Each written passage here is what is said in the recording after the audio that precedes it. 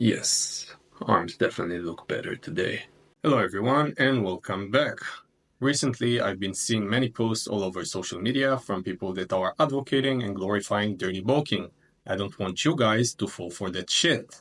Therefore, I wanted to create this video in which I will share my own personal experience with dirty bulking and use it to explain to you why dirty bulking is a shitty idea. So grab the popcorn, get comfortable because story time begins now. Before we'll dive into my dirty bulking phase, I first have to share with you guys some information about my training history prior to that point so that the whole story will make some sense. So throughout my whole life, I've been involved in competitive sport in some form or another. Especially in my teenage years, I was training in MMA 6 days a week, yet my physique was always lean and compact. Where I live, it is mandatory for boys to join the army for 3 years after graduating from high school. When I was approaching my 18th birthday, I've decided to take lifting more seriously to put on some mass for two reasons. The first is a preparation for my army service so that I could simply lift and carry more weight. And the second reason is to simply look better because I was tired of being known as the skinny kid for 18 years. From 2013 to the point where I joined the army in 2014, I got up from 65 kilos to 75 kilos at about 13% body fat. Then I joined the army and trained as much as I could in suboptimal conditions and reached 77 kilos. From here, things will go downhill, and let's refer to the 77 kilos as the baseline in this video. I injured my shoulder in the army and had to go under a pretty serious surgery in 2016. I couldn't train for more than half a year, I lost a lot of weight, and I got down to 68 kilos. As you can probably guess, I was very unhappy with that, and it hurt my confidence and ego. 8 months post-surgery, my shoulder was still in no condition for serious push exercises. I could do a little bit of back and legs, and my shoulder felt the most comfortable when my arm was straight and down.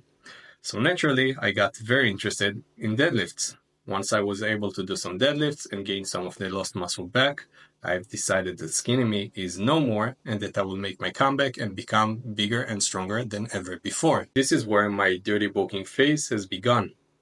I started to eat like an animal. I stuffed my face regardless of whether I felt hungry or not. Some of the food that I ate was quote unquote good food, but most of it was complete high calorie dense junk. My goal was simple, and it was to eat as many calories as I could every day. The numbers on the scale started to go up, and I slowly became addicted to the process of getting bigger. I remember weighing myself every other night and making sure that I'm going to sleep heavier than the last time that I got up on a scale. The image that I saw in the mirror looked worse and worse, but I justified it in the pursuit of getting massive. Within 10 months, my body weight went up from 68 kilos to 95 kilos, and my deadlift got up from 150 kilos to 270 kilos. I'll put a video here from my deadlift competition in April 2018. At that time, I credited my quick strength gain to the extreme bulk that I was doing. I was sure of two things. One, if I were to cut, I would lose all my strength. And second, if I were to cut, I would probably be shredded at 88 kilos because I probably built so much muscle. However, both assumptions couldn't be farther from truth, and I will explain to you why as we continue the story. When my body weight was around that 95 kilos, I was running out of breath going up the stairs. I lost all my athleticism and I was lagging behind my friends when we went out hiking. This is where my perspective started to shift.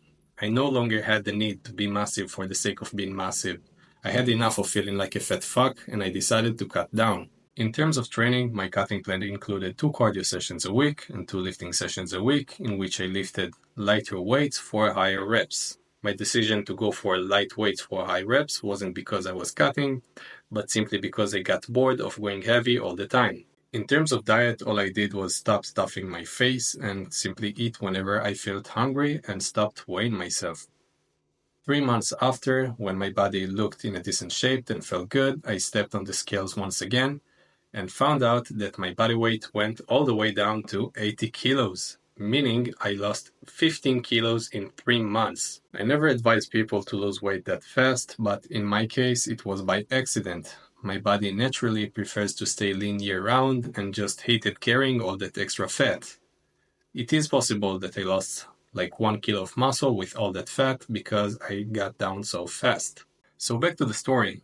I was super surprised to find out that I dropped all the way to 80 kilos. Like I told you before, I thought that I would hover around 88 kilos shredded, because there is simply no way that I only gained 3 kilos above my 77 kilo baseline before the surgery, right? The fact of the matter was that I highly overestimated the amount of muscle that I have built during that bulk. If we're looking at the weight that I gained above the baseline, meaning the 18 kilos from 77 to 95, only 3 kilos of that was actually muscle. Now let's try to answer together the question whether or not that dirty walking was worth it. From hypertrophy standpoint, do you guys really believe that 15 kilos of fat justifies 3 kilos of muscle with it? Absolutely fucking not. This ratio is atrocious. Not only that, I don't even credit the 3 kilos of muscle gain to the bulk itself. During that year, I trained like a madman. I lived lifting, I breathed lifting, I dreamt lifting. I finally had access to a properly equipped gym and enough food, which are stuff that I didn't have during the army. Looking back, I probably could have made better gains without that dirty bulk, because it simply added more tax and stress on my system. So, from a hypertrophy standpoint, was it worth it? Fuck no. Now let's see, was it worth it from strength standpoint? After 3 months of training with light weights, I went into a heavy session to assess my strength. On lifts, which the extra fluff reduced range of motion, like presses, I did lose a little bit of strength.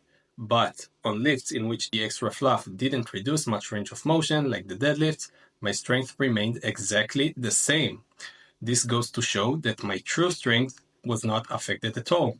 Moreover, I even felt better. I felt lighter, and I could recover better between sets. A few months later, after traveling around Europe for a while without consistent training and with no preparation at all, I competed again in March 2019. This time in the under 82 weight class, and I deadlifted again 270 kilos. Compared to the last competition that was in the 100 kilo weight class, I deadlifted the same amount of weight, but with better form and speed. So I think that it's safe to say that from strength standpoint, the dirty bulking was not worth it. The fact that my true strength didn't drop at all after cutting all that weight just goes to show that the extra fat was simply useless. If you are currently bulking and seeing your bench skyrocketing, don't fool yourself, man. It's just that the extra padding optimizes your leverages. It's not true strength gain. Since then, a lot of water has flown under the bridge, but this is where my dirty bulking story ends. So why did I tell you all this longest story? Because I want you to learn from my mistakes and avoid dirty bulking. I understand why people fall into dirty bulking, especially those who used to be skinny in the past, but gaining all that extra weight will just harm you physically and mentally. And the reason that we are all lifting is for self-improvement and fitness. Running out of breath going up the stairs and getting nauseous when bending over to tie your shoes is the exact opposite of that. In addition, if one of your goals is to look better, dirty bulking will just do you dirty. You will look much better in a healthy body fat percentage. I understand the mentality of getting big for the sake of getting big, no matter if it's muscle or fat, and taking pride in that. But this kind of thinking is just stupid. There is no pride to take in that. Every lazy person can do that. However, there is pride to taking getting big in a healthy body composition, because that is a real hard-earned achievement that only comes with the cost of sacrifice, discipline, and hard work. To make things clear, for optimal gains, I don't preach for staying shredded year-round. I preach for lean bulking, that is, to stay somewhere between 12 to 20% body fat wherever you feel most comfortable, and from there eat in a slight caloric surplus to make sure that your body has the extra bricks to build the next layer in the wall. Whatever you do, just don't stuff your face like a freaking Majin Buu, because who was stronger, lean bulk Majin Buu or dirty bulk Majin Buu? Think about it.